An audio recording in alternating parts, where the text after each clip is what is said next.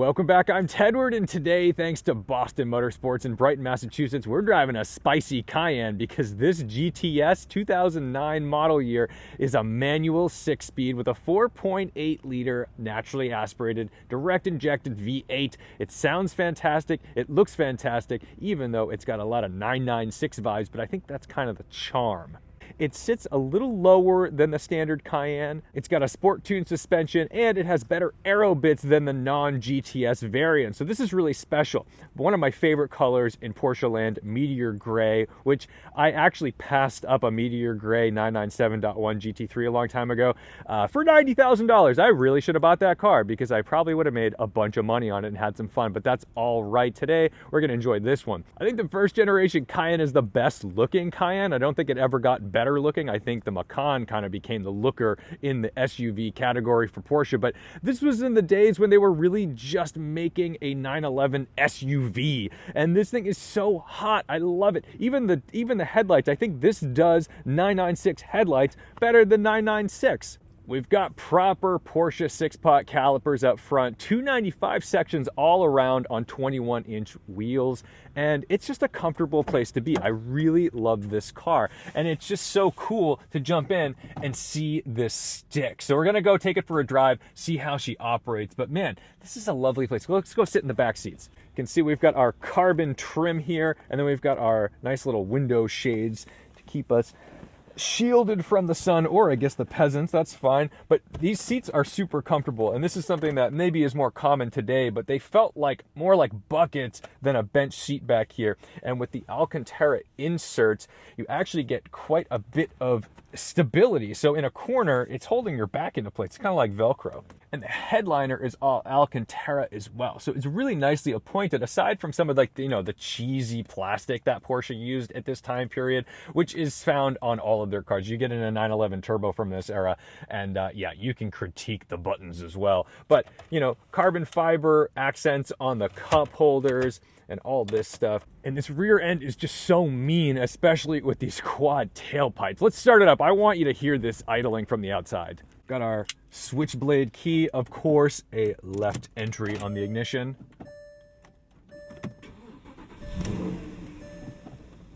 Jumps to life with a meaty growl.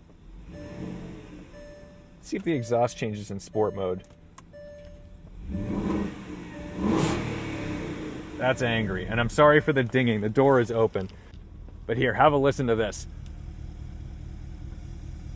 Oh, and the car's lowering down. So cool. It does have variable ride height, so that way you can jack it way up for some off-road fun and nice and low for high-speed runs.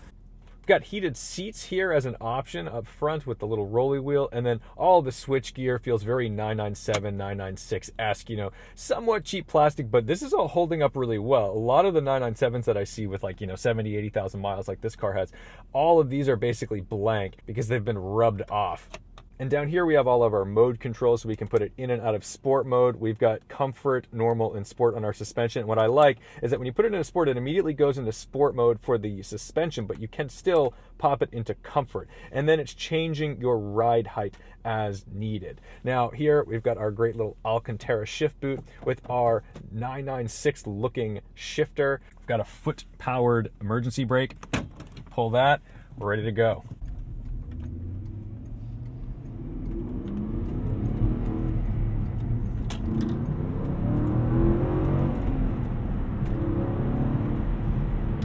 Such a weird car because when you're driving it like normally, it feels like an SUV.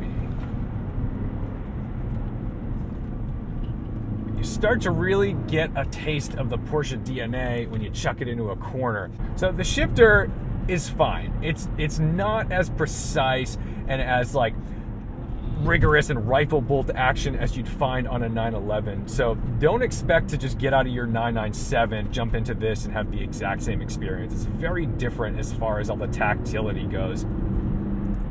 But, I mean, the DNA's here. It's still a Porsche for sure.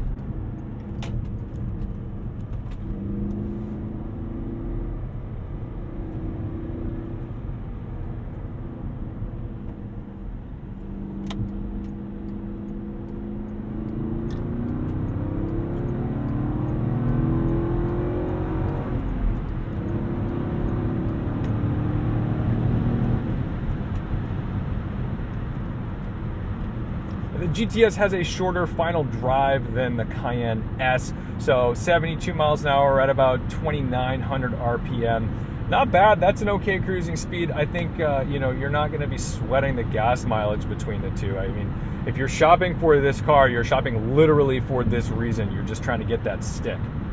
But out on the highway, man, this thing is great. This is actually very comfortable. Let's put it in comfort mode. I'm going to leave it in sport mode because I want that throttle response if I need to downshift and give it a little blip. It's a little more coordinated that way. I like the mapping there.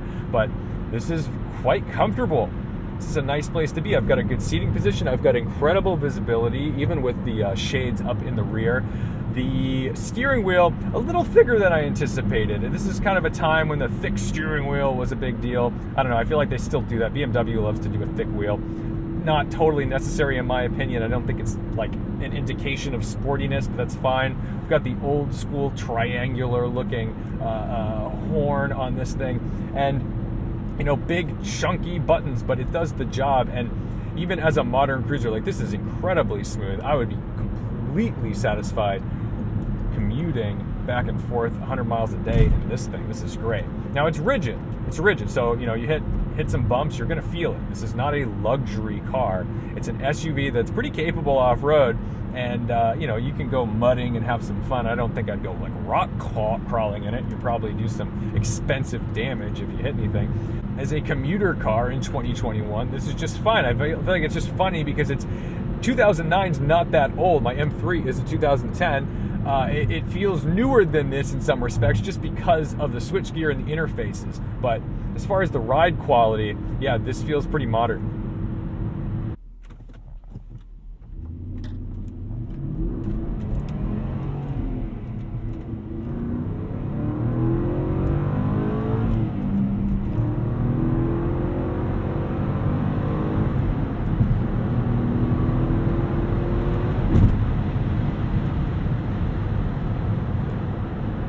Not slow for an SUV, not slow at all. And entertaining to drive. You've got to take a little bit of time and patience between that 1-2 shift, to be smooth and not rock the car around, and also not to just abuse the clutch. But otherwise, this is great. 0 to 60, under 6 seconds.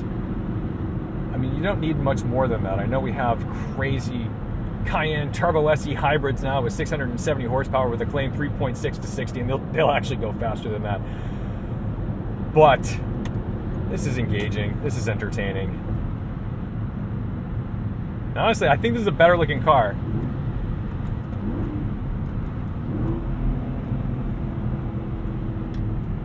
And you're going to have fun just downshifting it and enjoying it.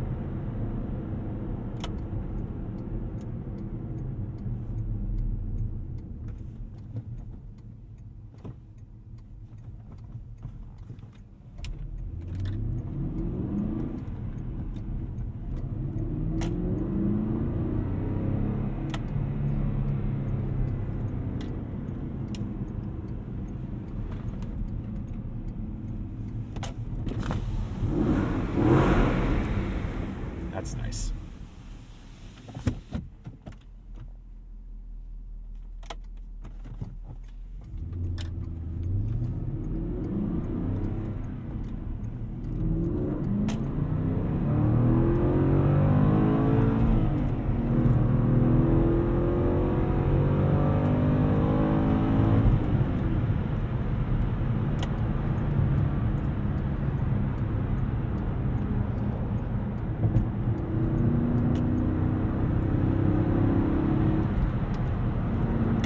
It rewards a little bit of patience on the shifts, that's for sure. However, the best thing about this car, easily, is the engine. It's a peach. It sounds fantastic. It has a great evolution of sound through the rev band, and it encourages you to use all of it. It encourages you to wind it out and have a little fun with it.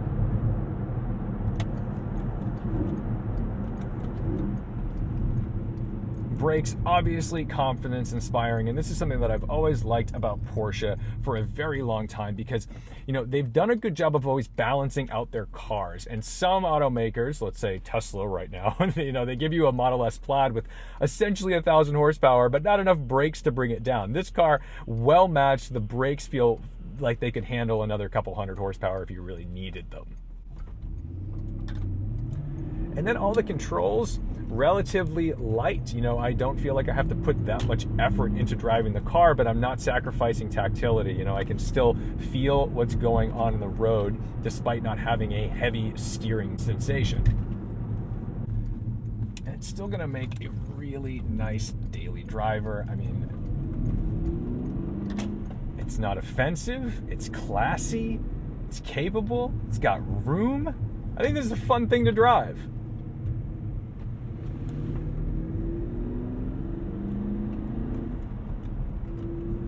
Even though you could go a little crazier and get yourself a Turbo S Cayenne, not available in a stick. And I think there's something really charming about an NA engine. I think there's something really cool that you're gonna make friends, because anytime you go anywhere where there's car people involved, they're gonna look in the interior, they're gonna see this stick, and they're gonna have questions for you.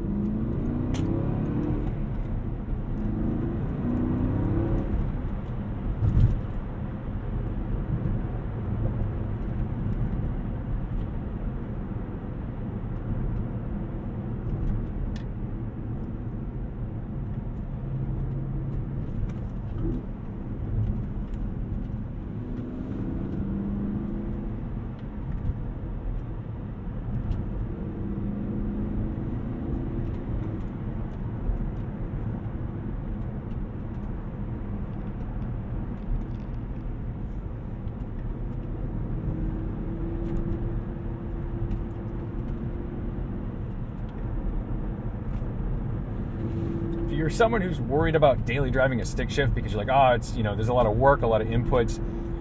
This is one of those vehicles that you could do really well with, because you've got all this torque. You don't need to really work the high end of this engine unless you want to. So, you know, everything can be done. You can get all of your torque way down low, you know, 1500 RPM, as long as you're not trying to like rush onto the highway. So no need to be concerned about, oh, well, I don't want to have to interact with this car that much. I mean, you can interact with it as much or as little as you'd like, because you can just leave it in a taller gear and use that low end torque to drag you along.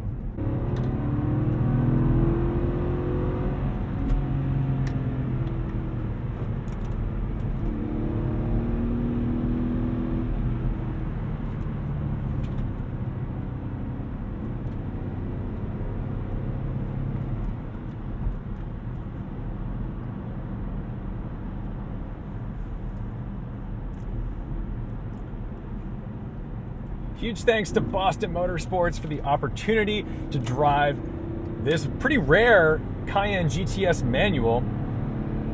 Thank you guys so much for watching, liking, commenting, and subscribing. Don't forget to respect the drive, and I'll see you in the next one.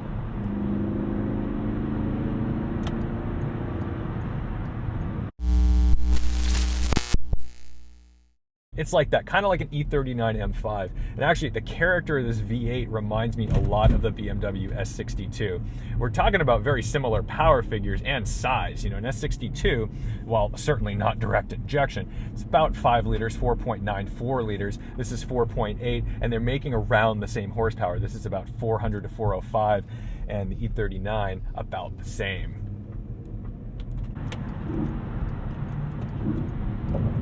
Easy to rev match downshift.